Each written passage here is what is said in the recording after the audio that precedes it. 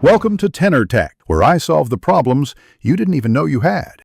You start by making sure Telegram is updated, because newer releases add wallpaper features and fixes.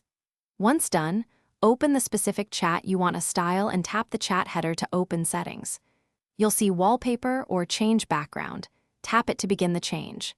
This is where you move from preparation to action, so follow these steps now to reach the wallpaper picker. Doing this first avoids extra navigation later. You now choose the background type and fine-tune it.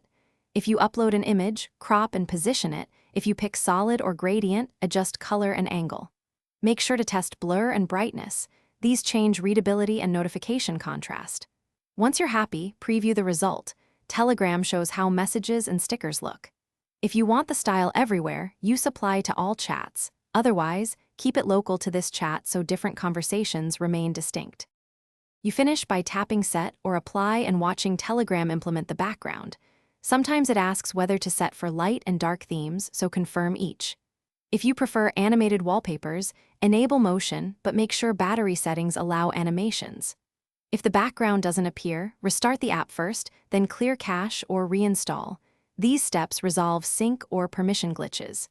If problems persist, update the app and reapply.